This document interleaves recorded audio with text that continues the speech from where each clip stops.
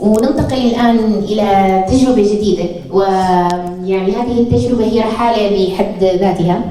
هي رحالة وخبرة في العمل الخيري والإنساني، ضافت في العديد من الدول وتنقلت في عدد من الأعمال، أضافت لخبرتها وستضيف لنا اليوم بالتأكيد الكثير. الأستاذة فريال منهاس. الأستاذة فريال أكثر من 20 عام في الخبرة في العمل مع المنظمات الغير الحكومية الدولية، منها 15 عام في الإدارة العليا وإدارة التنمية وبرامج الاستجابة للطوارئ قبل انضمامها إلى منظمة كونسيرن في تركيا، كما أنها كانت مديرة قطرية لمنظمة هيومن أبيل في العراق وباكستان، ولديها خبرة في العمل في اليمن لصالح منظمة أكسفام والإغاثة الإسلامية ومنظمة أدرا. نترككم مع الأستاذة فريال منهاس. First of all, I'd like to say that I am supposed to do this in Arabic. I do speak fairly okay Arabic, but I'm just not comfortable to present this in Arabic, so I've asked my previous boss basically to do my translation, and he's going to kind of translate for me. وأتكلم العربية لكن ليس بالمستوى المطلوب توصيل الرسالة، فطلبت مني خدمة الترجمة. فريال أخت زميلة، أنا كنت ممثل مقيم للإغاثة الإسلامية وهي كانت مديرة برامج الأيتام في اليمن. فيه ديسكليمر بسيط، وورنينج، بأن ترجمتي من العربية من الإنجليزية للعربية، أو بالأصح ترجمتي الإنجليزية أسهل من الترجمة من الإنجليزية العربية، فخلي بالكم. Just before I start, I would like to say something. Dr. Hani asked me to share the importance of women in the field and also, a little bit of experience. So I'm going to talk about my life journey. Don't consider this as a show off. It's just a humble experience of my life as a woman, what I have been through. So this is what I'm going to share with you. دكتور هاني طلب مني استعرض تجربة المرأة في العمل الإنساني، وبقدر حاجة للتوضيح بأن هذا ليس عمل استعراض، إلا أنه لابد أن أشارككم خبرتي وتجربتي في هذا المجال. Okay. So to give you a little bit of background, I am originally Pakistani, born to Pakistani parents, but I was born and raised in Yemen. أنا من باكستان أصلاً، ولكن تربيت وتعرفت في اليمن. And I went to school for a couple of years, and then in those times there were no English medium schools, so I hardly went to school. So most of my education is homeschooling. وكان تعلمي ذاتي منزلي بسبب الأوضاع التي سادت في تلك الفترة. I was not brought up to be a working woman. It was just that I was brought up to be a normal housewife like anyone.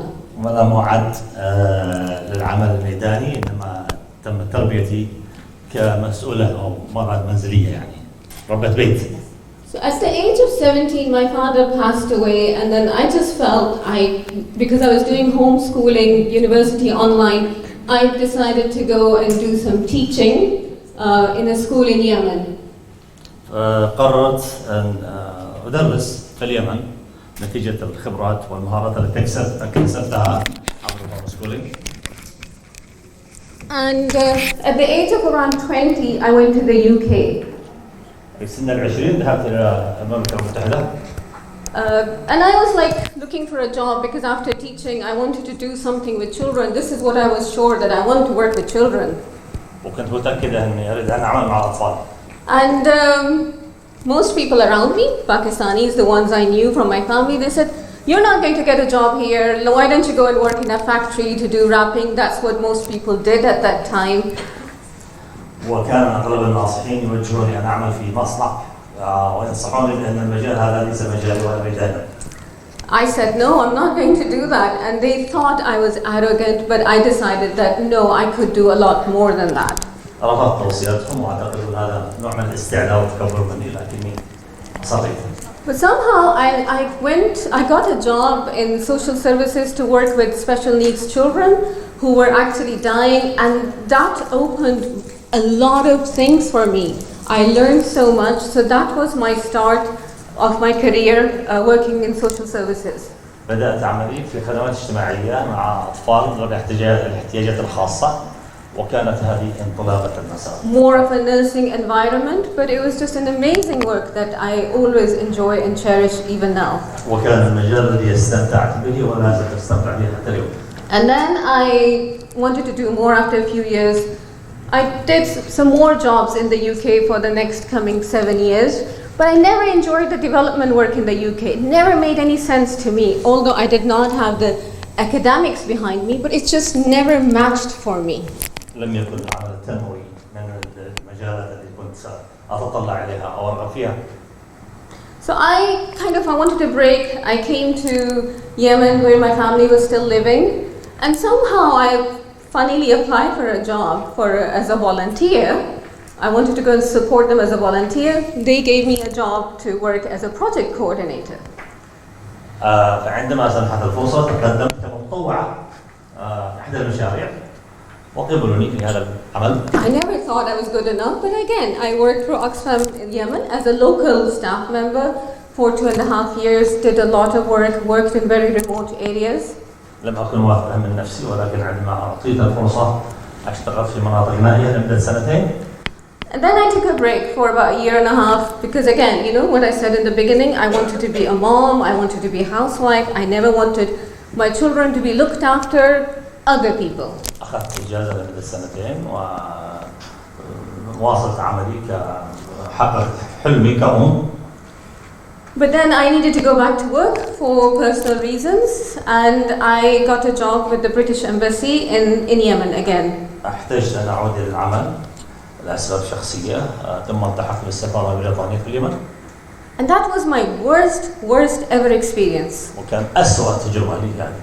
Most people will say, what's wrong with you? 7:30 to 2:30, you don't have to travel, you have children, you're getting a decent salary, stay at home.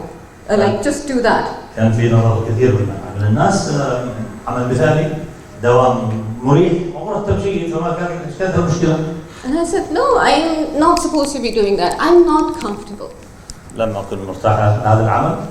Then I got a job with the Islamic Relief, and there's a small story behind that I applied for. There were 2 positions, and then I applied for disaster preparedness because that was my experience, but there was another job which was orphans coordinator. ففتحت الفرصة في الأغاثة الإسلامية وتقدمت.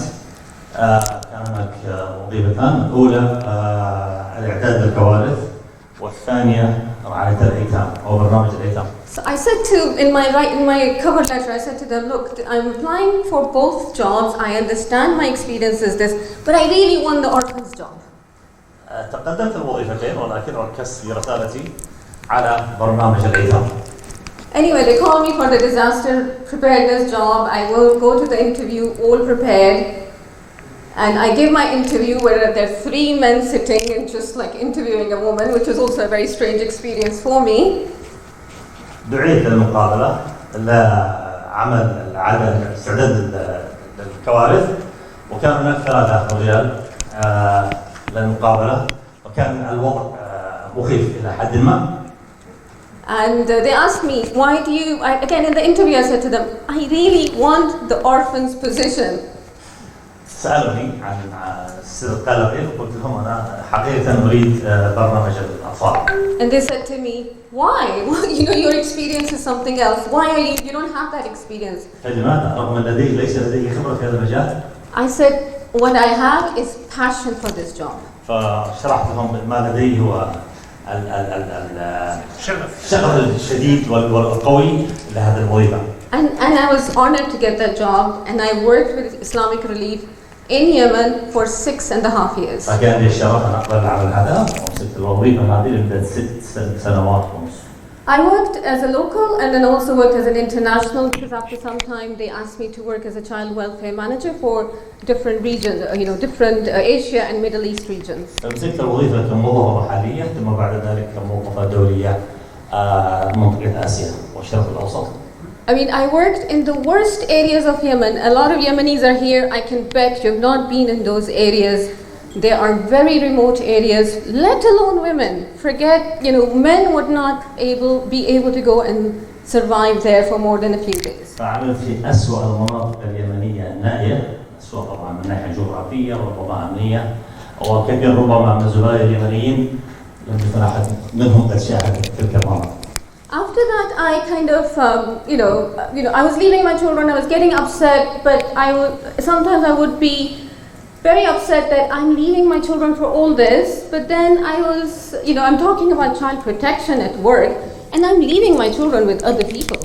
كان هناك تناقض داخلي حيث انه اعمل في رعايه الايتام والاطفال وفي نفس الوقت اترك اولادي للرعايه في المنزل. But I still believed, in Islamic Relief Yemen, even in the headquarters, I told them I had the best job because I was looking after supporting my family, and I was also bringing change in the lives of so many people. ولكن أفضل العمل لأنه كنت أحدث تغيير في حياة الناس. Anyway, after 6.5 years, I just felt I was getting this label of working with children, so I wanted to get more experience. So I moved to another organization called ADRA, which is a very opposite to Islamic Relief, from Islamic faith-based to Christian faith-based. وعلى فكرة عندما انتقلت ضد رأيي أنا كنت أفضل أن تبقى. انتقلت إلى منظمة ADRA بعد 6 سنوات من العمل في هذا البرنامج مع هذا السنة. And I wanted to see why is this big hype about Christian organizations. But anyway, I learned a lot. I worked 3 years with them. I learned a lot. And very honestly, the most I learned was what Muslim organizations should be doing for women. Christian organizations are doing that. They're bringing your family values. They're bringing the value of keeping your family together. That was such an amazing, kind of experience for me. I was managing ADRA's largest USAID-funded project. فعندما انتقلت إلى ADRA، العلم الذي يعرف عن ADRA هي Adventist Organization مسيحية تعمل في أغلب البلدان وكانت اليمن. فعندما شاهدت ممارساتهم وأساليبهم وتعاملهم مع المرأة والطفل كنت منبهر إيجابيا. أحاول هذه الممارسات التي يقومون بها ويفترض أن تقوم بها كثير من المنظمات الإسلامية. But anyway, then the war in Yemen came, and I did not want to leave Yemen because I thought this is when Yemen needs me. But I had to leave for the sake of my children and the psychosocial help because the war was full on. وبالطبع الحرب في اليمن اضطرتني إلى الانتقال من اليمن. And then at that time I was alone as a single mother with 4 children. I moved to the UK because I got a job with Human Appeal, again managing the worldwide orphans programs. اشتغلت مع Human Appeal في بريطانيا، أدرت مشروع عالمي. Again, Human Appeal is a well-renowned organization, but for me, working in the headquarters was very, very difficult. It just did not click. They were talking about different things all the time. رغم شهرة المؤسسات في بريطانيا إلا أن العمل في المركز لم يكن من الأمور المفضلة لدي. I was actually arguing with my managers that they don't do things right, they don't know the field life. There was a big disconnect.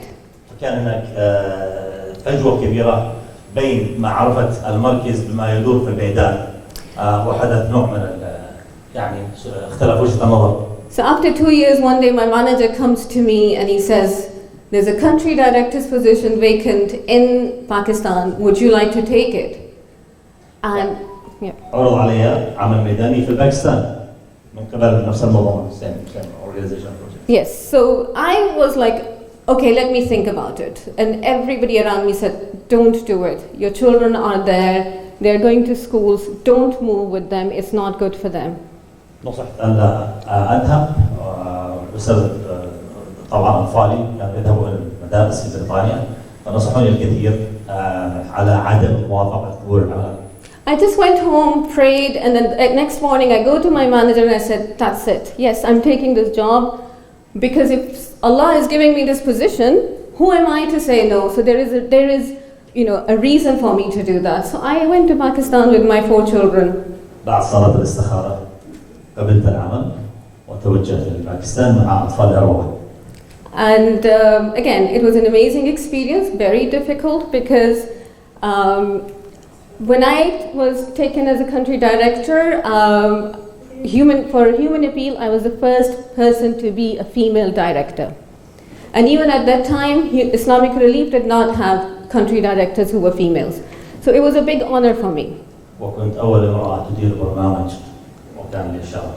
And I would go to these meetings in Pakistan where there's all these men sitting, particularly with the Muslim organizations, and it was hard and very difficult for me to talk, but then I was elected to chair that group as well. وأصعب من هذا عندما كنت أحضر اجتماعات تحضر في شخصية إسلامية وأنا المرأة الوحيدة بل أيضا وكنت رئيسة الاجتماع. So I just want in one of those meetings, Dr. Hani was there, and there were about 20 men in a meeting, and I was the only one. And somebody said there's an odd one out, and Dr. Hani kind of spoke up, and he said, "This odd one out is better than the 10 of you here," and it really supported me. كان الشرف موجود الدكتور هاني في احد الاجتماعات علق احد الحاضرين بان في رقم غريب بيننا او غير متلائم معنا فكان رد الدكتور هاني لا ينسى بان هذا الرقم الغريب هو افضل الموجودين في هذا اللقاء. But anyway, again, 2 years in Pakistan, I received a phone call from the CEO of Human Appeal asking me to go to lead the Iraq office. وتلقيت مكالمة من هيومن أبيل أمسك مكتب العراق. Which was the largest funding office as well as the most complicated at the time. وكان أكثر المكتب تمويلا وكذلك كان أكثر الأعمال أو المناطق صعوبة. And again I said no because my children, Iraq.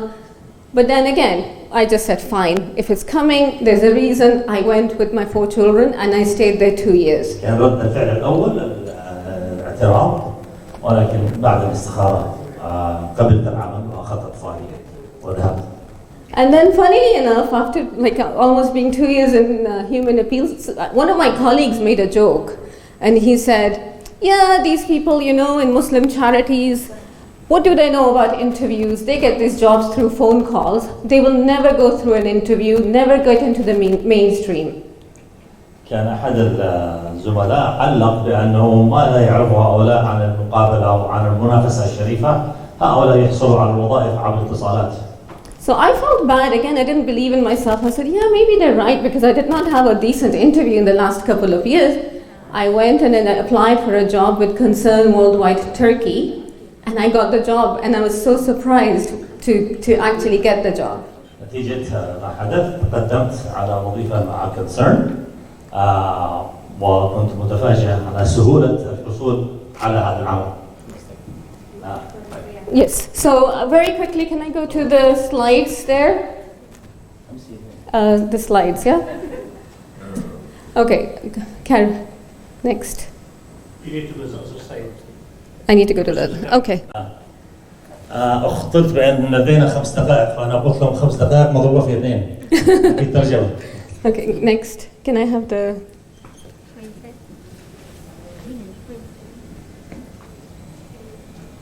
How long is it? It's very short. Okay, my question to you is why do we need women in humanitarian work? سؤال مهم جدا لكم لماذا نحتاج المرأة في العمل الإنساني؟ Can you run a house or a household without a woman? هل تستطيع أن تدير منزل بدون مرأة؟ Can you run a household without a man? تستطيع تدير منزل بدون رجل؟ Both are important. Both are important. We have to remember no one is better than the other. في أحد أفضل من الآخر. But at times when there is no male household, women have the capacity to run the household better than men. في حالة غياب الرجل فالمرأة مؤهلة أكثر لإدارة. Many of us would have done it. Most of the women here may have done it, looking after children, looking after work, looking after the kitchen and everything. كثير من زملائي التي أنا أقدر أشهد بأنه يتحمل مسؤولية المنزل، مسؤولية الأطفال ومسؤوليات أخرى بجدارة. So why are we not there in the sector, in the field, in the leadership? فماذا يفسر غيابنا من هذا القطاع، من هذا الميدان؟ I mean, this workshop is a good example of what the Muslim charities are doing. We have men, which I don't have a problem with, but we need to have women in equal numbers. توازن أو عدم التوازن في هذا المؤتمر أيضا يوصل رسالة، لأن لدينا مشكلة. But each woman is equivalent to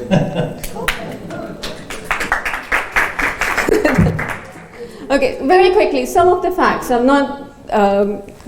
40% of the 500,000 humanitarian workers are they provide frontline care during emergencies and wars. 40% من نص المليون عاملين في مجال الإنساني في الطوارئ. This is from a 2020 study.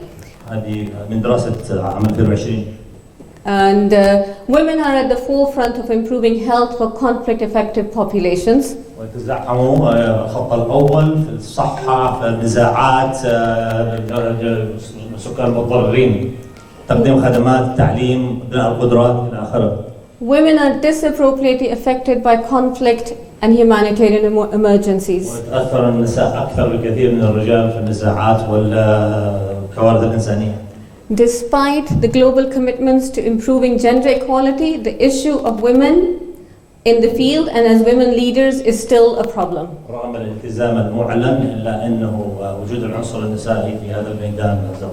And this is because of the embedded, and I'm not talking about our Muslim charities only, it's across the sector, the discrimination against women in organizational, cultural, financial, political, on all levels, it's embedded.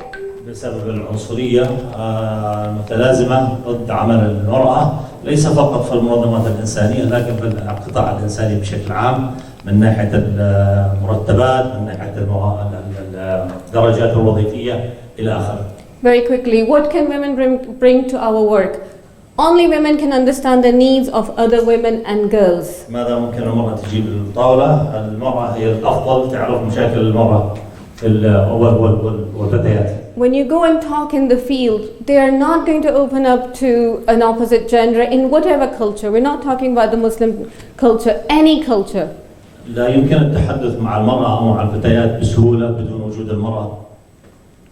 So beneficiaries will want to talk. You know, I've been to distribution points where there are women and they don't have lines, and there are men who are distributing. They're just going to stay in the corner. يعني في مراكز التوزيع نجد كثير من النساء يمارس عنصرية ضدهن ولا يتسنى لهن الحصول على حصص غذائية مثل الرجال. It's very important to have. I'm not saying women should be country director. All women should be lead. You know, in the top. But it is very important to have women as in the senior management, because they are there to design. You know, they will be the background in designing programs and to identify the needs of the women. ليس بالضرورة أن تمسك المرأة قيادة المنظمات هذه في الميدانية، لكن وجودهن في مناصب مهمة، إدارة البرامج وتقييمها والعمل فيها مهم جدا. So I have some key messages for different sects, but it's just my observation, nothing from here and there. ولدي عدة رسائل.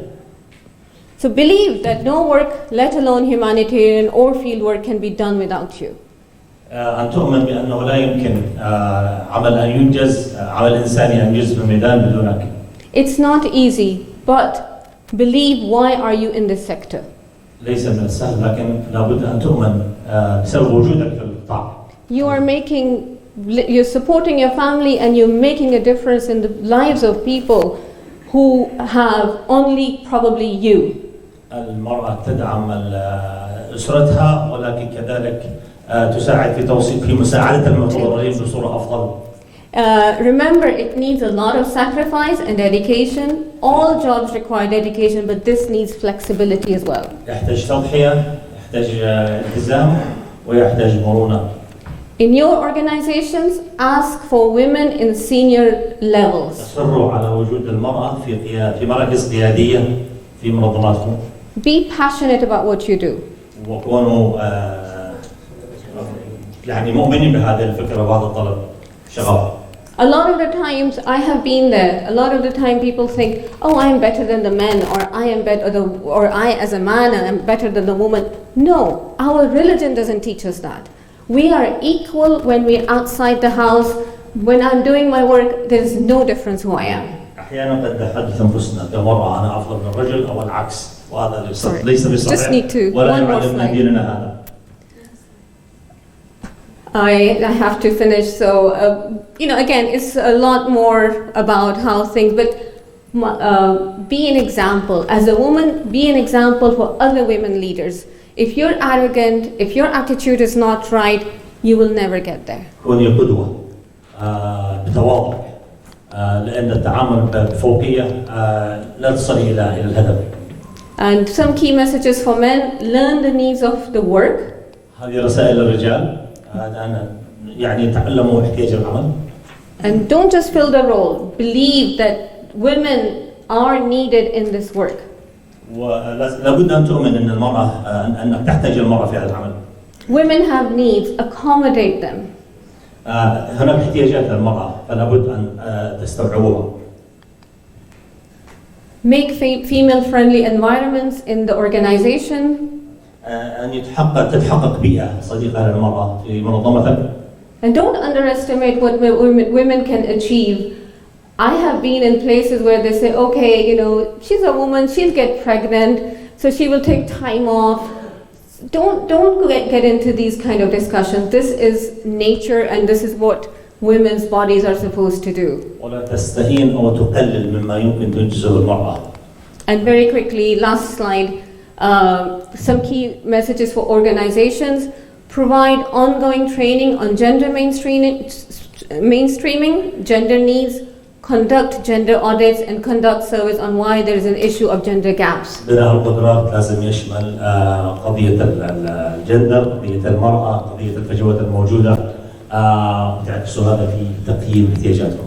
Thank you very much. I'm sorry I took time, but of course the translation kind of took time. Thank you very much. Sorry.